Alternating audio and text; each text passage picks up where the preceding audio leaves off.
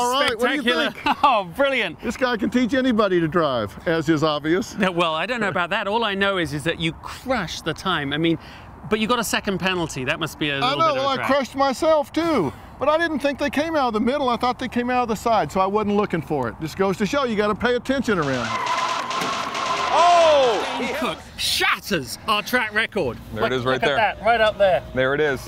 Dr. Phil, sorry. Yeah, tell us the secrets to your success. Well, Dane. first of all, I couldn't have done it without my corner man. That's true. I couldn't have done it without the advice. I came here, I was a mess this morning, I was in tears. I was all over the track, I was backwards, forwards. This guy, his new nickname, Focus, okay? That's what I call him, Focus. Not because of the car either. Not Ford. Not even because of the car, even though I did a little tie in there. But it was great, man, it was a lot of fun. And everyone kept on asking me, Jay comes up, as he comes out of the studio after the interview and goes, so how's he gonna go? You know, how do I play this? Okay. You know, do I have to humor the guy or is he gonna be Yeah. quick? I said, no, I think he's either gonna be brilliant or he'll have the best wreck of the season so far. Great, okay, yeah. And you didn't. No, and you know what, it's interesting because I actually on that last lap thought of just driving it straight into the wall after I won, which would have been kind of a nice little way to tie it all together. Thank you very much. Thank you, man. And Thank you. happy holidays. All right, you got it, brother. Thank you. Ewan, Oh, mate. I ballsed it up. I hit Ozzy Osbourne, and I overcooked it in that corner there in the second lap, which really annoyed me. it was so nearly a superhero. I mean, the time was 54.18, which was like 0.8 quicker than Dr. Phil. But tell us what it was like doing it, because in practice you had moments of like brilliance followed by over-exuberation. Yeah. Well, listen, I just felt once I went round here, once they started, there's something about the nerves before you start that just kind of disappear, don't they? Yeah, as soon as you go, exactly. you're concentrating on that, and the nerves disappear. He's doing well. And then the balls came at you. And then, because of all that, probably, I overcooked that corner, you know? How'd you do on top? Oh! And I just thought, oh, shit, that's annoying. Well, I was standing up there. I felt like, you know, Dad. You know, I'm like, oh, my son, he's doing well. lad, He's doing, come on, lad, you're doing Yeah, well. yeah. And when you went wide over there, I'm like, shit. And then as you came across the finish line, I'm thinking, I said to Steph, I said, you know, it's going to be a good lap time, but you're never going to recover from drilling Ozzy. I mean, it's Halloween. Sorry, come Ozzy. back to I know. He's got his own back on me from last Halloween. Watch out for... I'm familiar with riding motorcycles on the track. I've done a few track days, 4 or 5, and I've always liked the technicality of it. That at the beginning of the day, it's very just freaky and frightening, and you don't know where you're going. And then gradually through the sessions of the day, it becomes more technical. It becomes less fearful and more technical, and you get much more comfortable with the speed and with the braking late, and I've always enjoyed that really a lot. I've never raced as such. I've never raced against someone else on a motorcycle. I think that's for other people to do, you know. Second place, mate. Thanks for your training. That's very Thanks cool. very much. Ewan McGregor. Brilliant. Well, I'm here with Kathy Griffin, who Apparently your worst pupil ever. she maybe it makes me the worst teacher ever. I don't know. I agree. I completely blame you Blame and me. the streamers. I blame my teachers. We gave up on your penalties because I don't know if you can see the shoes. I don't think they should. There's my main But this is no. Yeah. You should. I'm going to take 10 seconds off just because you wore the best shoes in think the you should. entire world. Now, are you sure Dr. Phil didn't wear these shoes as well? Oh, Kathy, thank you for coming. You've made a champion on the inside. And I feel like you. I And feel I'll like come one of back my and we'll children. do a redo. I feel like my little wayward child has actually tried its best. I love the moniker of wayward child. I live down to it every day.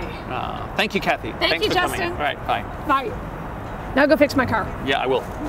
That was brilliant. Yeah, I'm so excited. Fantastic. Thank you. That's the best coach. Well, you were the best student. When you were going around there, I could see your facial expressions. You looked like you wanted more. Oh my gosh, was I grunting and like? I don't know about the grunting like you, but you know, you looked like you could have gone faster though, even a little bit more. Yeah, I felt like on the turn I went a little slow on one of the turns. I was like, gosh, I hope this doesn't kill my time. But I knew that I was doing good, and I listened to your advice at the end. I cut it close and I gave it the speed. I was like, yeah. It was so funny when we were doing the practice in this last corner. Serena kept on going in so aggressively that it was almost killing the time. And I was like, if you get that right, you're going to absolutely blow everyone away. I didn't get any penalties. So 2 #1 titles, and obviously I know which one is more important right now. This one, of course. Yeah. I'm so excited. I'm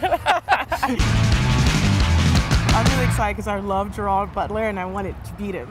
No, I didn't ask Gerard Butler this because, you know, although I was impressed by 300, it's not the movie. I didn't like him, but this is definitely an autograph I'd love to have. Thank you very much. Thanks, Serena. That was brilliant. Thank you. A champ. literally a champ. Thanks.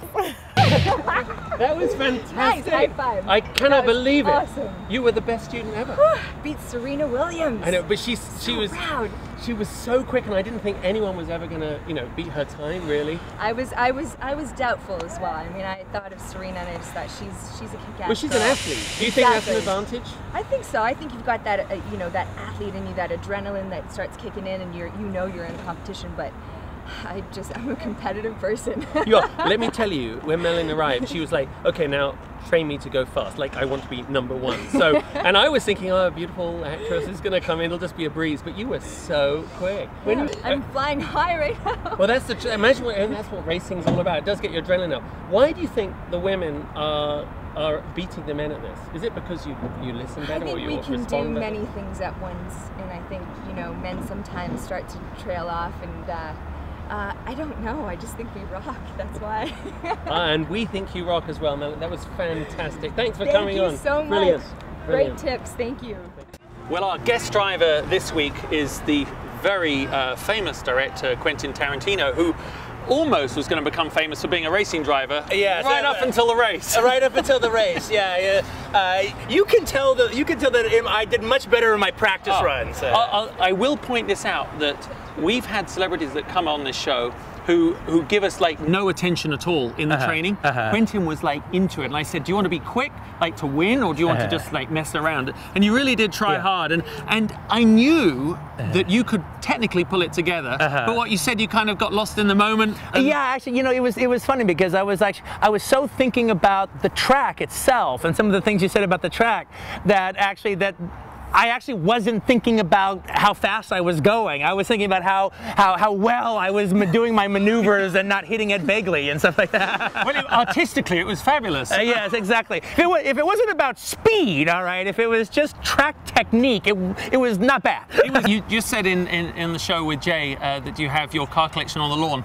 How do you think an electric car will look? What do you think of the future of it's a bit sexier than it might appear, right? Oh yeah, no, this is totally fun. It was fun driving it. I had a blast. Yeah, for I just don't think it's got a role in one of your movies with the throbbing V8. Yeah, no, I don't really see me putting Zoe Bell on the hood of this, all right, and thinking I'm going to inspire that much fear. No, I don't think that's going to happen. Silently. Yeah, like if Kurt Russell was driving this and crashing into Girls in Death Proof, it wouldn't be that scary. Yeah, it would give your sound man a little bit more work. Yeah. Well, you know, we've really enjoyed having you. I think Jay did say, if you ever want to come back and try again, and next time, you know, a couple of warm-up laps, and then come out and do it, I think you'd be spot on. You got it, man. It's been an honor, a pleasure. Thank you, bud. Thank you very much. It was a lot of fun. Thanks a lot.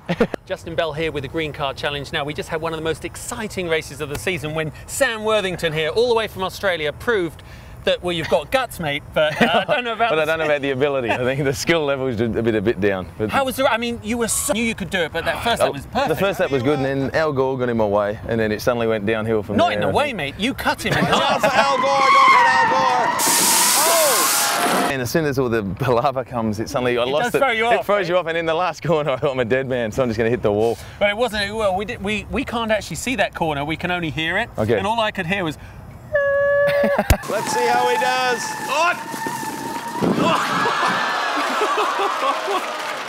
Well, you can see how well it went, because not often do we actually have to hold the car, pieces of the car up. And of course, the funny thing about this is driving is you said you'd had a few accidents, but this is, you know, the movie's all about kind of virtual reality. This is reality, and well, this is why they obviously haven't put me in Mad Max 4, obviously. So yeah. Listen, it was a pleasure. Mate, thanks so much. I've got to go and try it again sometime. Yeah. Second time out on the track, and extraordinary. Throw that away. I can throw this away, but I'm going to keep it. I think I'm going to keep it as a little souvenir. Now, coming back for the second time, I'm sure you've been following how some esteemed colleagues of yours have beaten you down. The only one beat me down. The only one that bothered me was Dr. Phil. Because? Well, because he's a big galoot and doesn't seem like he's a car guy. But you know what? I'll tell you this. Inside, I said in my blog about it, he has very gentle hands for a big guy. You know, Easy. In a nice way. I'm sure he does. Because driving is, you know, what about driving though? Well, he gave me some counselling afterwards. I got therapy. What about therapy with the abuse? Yeah, I'm sure you did. I spent the Christmas break planning and worrying about this race. Sitting on electric outlets. Yeah, the whole that's thing. How you trained. I train just by getting a charge. It would be on one or the other. One or the other on this, and I keep thinking I was going to hit one of these barriers. It plows. It does that front. After our practice session, so was I. So, well, listen, it was brilliant, Tim. We'll see you again. And